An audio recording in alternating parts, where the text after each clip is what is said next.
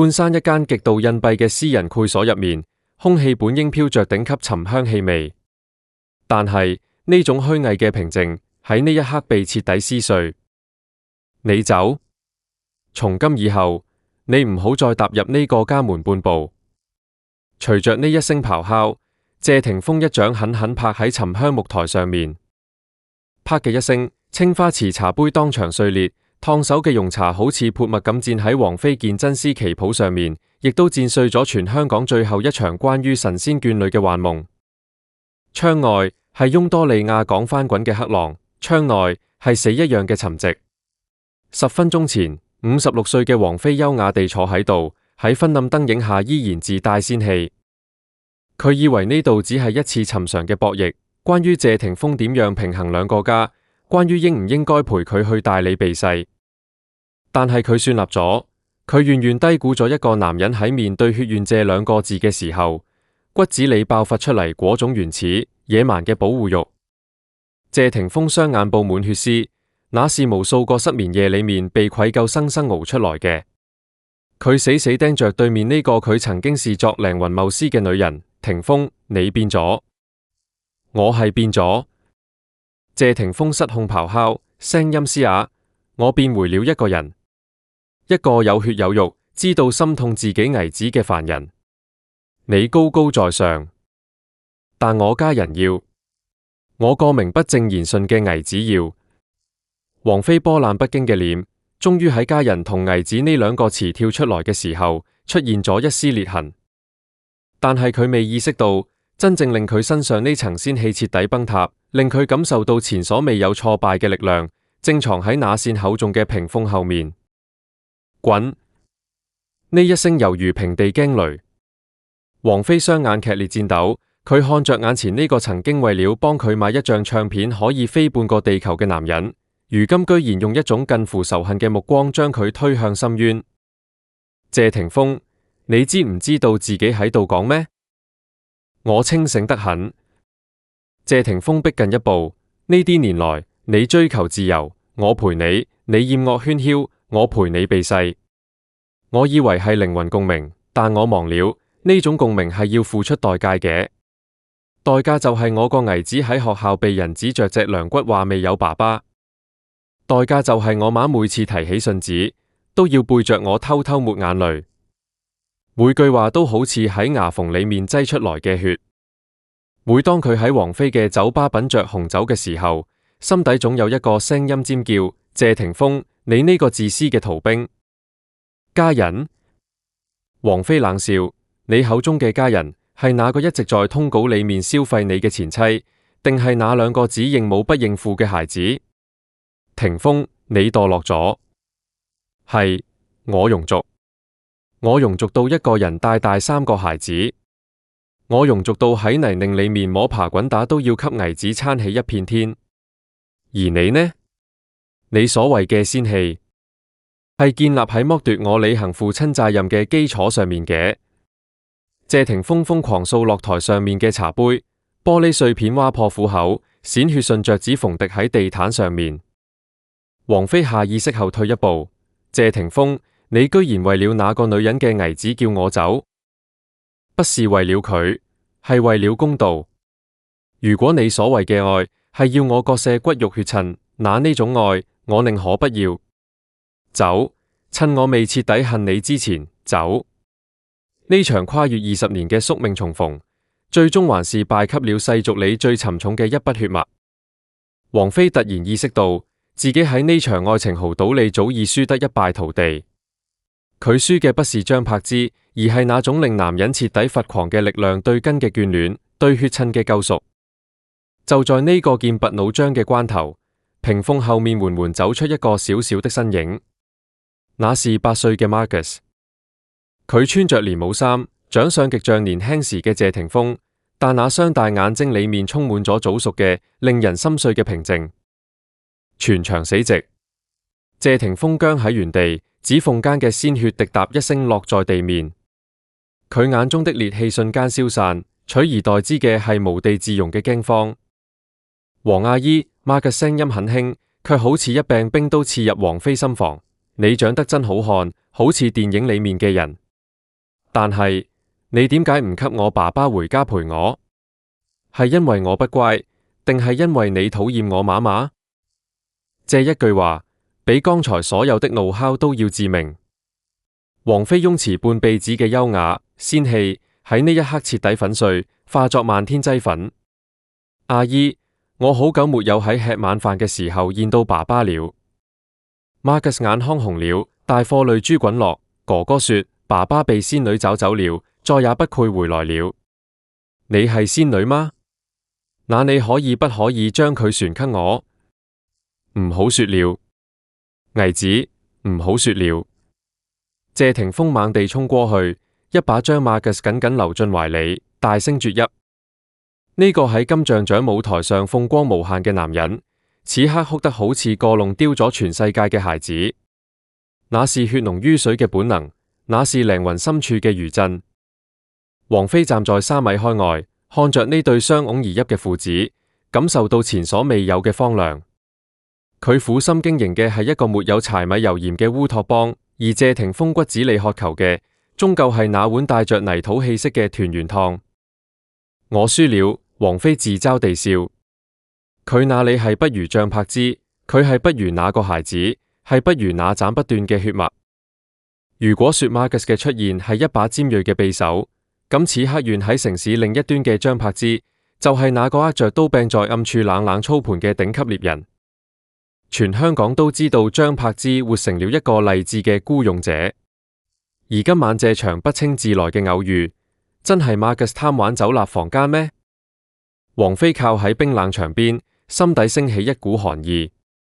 佢突然意識到，張柏芝衝嚟不需要同佢面對面撕扯，那個女人只需要將孩子推出來，就足以令佢20年經營嘅愛情聖殿瓦解成灰。呢度係張柏芝嘅底牌血緣。謝霆鋒這些年在媒體面前避談那個家庭，但張柏芝太懂佢了。張柏芝喺謝賢同狄波拉嘅破碎婚姻裏長大，比任何人都渴望給孩子一個完整交代。係咪柏芝教你咁講嘅？謝霆鋒聲音浮雜。Marcus 搖了搖頭，小手死死抓着謝霆鋒嘅衣領。王妃看着呢一幕，想起張柏芝訪談裏大大咧咧嘅樣子。曾經王妃係陽春白雪，張柏芝係下里巴人，但現在局勢徹底反轉。張柏芝用世俗甚至有些粗魯嘅方式，硬生生將謝霆鋒拉回地面。那種母性光輝雖然帶着油煙味，卻真實到讓人無法直視。王妃一生追求你係你，我係我嘅絕對獨立，但佢發現呢種獨立面對血緣時係多麼脆弱。佢能給謝霆鋒靈感，卻給唔到謝家長子所必須承載嘅香火同傳承。而張柏芝正躲喺手機另一端，看着這場親手導演嘅血緣審判。Marcus 那張同謝霆鋒如出一轍嘅臉，就係對王妃最大嘅嘲諷。愛情係兩個人的風花雪月，而家庭係成千上萬根血脈交織而成嘅天羅地網。張柏芝手裏握着開啟男人母性本能嘅鑰匙，而王妃終於喺庸俗女人的算計下輸掉了下半場嘅體面。謝霆鋒這10年活得就好似一個精神分裂者，在王妃的世界裏，他是永遠不老的少年，有大理陽光、塞納河畔微風，沒有前妻，沒有贍養費。但在深夜，謝霆鋒會收到張柏芝發嚟的視頻、散落的課本、沒吃完的快餐盒、生病危子的呻吟。那一刻，他會發現自己像個無恥的逃兵。他在王妃的仙境裏品嘗從老公酒，而骨肉卻在凡塵裏獨自面對成長的陣痛。他在灶台前揮舞出刀時，心理上的竟是給危子做一碗陽春麵。他怕一旦踏進煙火氣的家，就再也回不去王妃的聖殿。王妃是他的夢想，而孩子是他的命。他曾試探性地提過接孩子過來住，王妃冷得驚人的眼神讓他明白，王妃的愛是容不下瑣碎沙子的真空。於是他瘋狂給張柏芝匯款，深夜打長途電話，直到 Marcus 出現在眼前的這一刻，這根弦徹底崩斷了。霆鋒，你以前不是呢樣嘅。王妃冷冷地看着他，係啊，我以前不是呢樣嘅。謝霆鋒慘笑，因為以前我以為我可以沒有根，但現在我知道我身上流着謝賢嘅血，我身後站着我謝霆鋒嘅兒子。56歲的王菲，半生傳奇，終究在這一晚被一個孩子的眼淚打回凡間。佢引以為傲的清冷，在孩子濕漉漉的眼淚面前成了自私的代名詞。霆鋒，你是認真的嗎？王菲顫抖着開口，淚水血啼。她看到男人眼底的掙扎逐漸平息，取而代之的是名為回家的堅定。她終於成了那個被拋下的孤家寡人。衝突的導火索本是一碗冷透了的團圓湯。幾個小時前，謝霆鋒曾親自下廚，試圖復刻家的味道。他原本計劃讓王菲和兩個兒子見個面，天真以為隔該能像冰塊遇到熱燙一樣融化。但王菲連筷子都沒動一下，看着那一碗為了迎合孩子口味而燉爛的排骨湯，眼神裏流露出藝術家對平庸生活的天然嫌惡。當 Marcus 推門而入，王菲端着紅酒杯，用審視路人的冷漠打量着孩子。謝霆鋒端着那碗湯站在原地，像個手足無措的學徒。那一碗湯終究沒有送出去，他想要的那種圓滿，從頭到尾只是他一個人的自我感動。當他在盛怒下掀翻那張桌子，碎掉的不只是瓷碗，船有他試圖在神壇與人間之間搭建橋樑的虛妄之心。這便是謝家人的命。從風流的謝賢到枯萎的狄波拉，再到如今近乎自毀的謝霆鋒，這個家族從來沒有現世安穩，只有永不停歇的離散與追逐。當 Marcus 自問為什麼不讓爸爸回家時，謝霆鋒聽到的不是抱怨，而是整個謝氏家族在他耳邊的集體索命。血脈的力量遠比佛經更有威懾力。他想通過偶趕王菲證明自己能守住孩子，但他真的能逃掉嗎？只要 Marcus 這張臉存在，謝霆鋒就永遠是一根斷了線的風箏，線始終握在前妻手裏。王菲看着眼前這對父子，他眼裏的淒涼是對文明敗給血緣的磨礪感。在香港這個最守舊的城市，謝霆鋒終究回到了原點。翁港霓虹依舊，最絢爛的煙花熄滅了。王菲走得極輕，攏了攏耳邊亂拂，步入電梯。金燭門合上，鏡面映照出冷冽的臉，眼角淚痕終究藏不住。她曾是世上最驕傲的孤島，如今成了一抹殘影。包廂裏，謝霆鋒癱軟在沙發上，死死嬲着 Marcus。他沒有贏，這更像是一場晒敵1000字選800的自殘。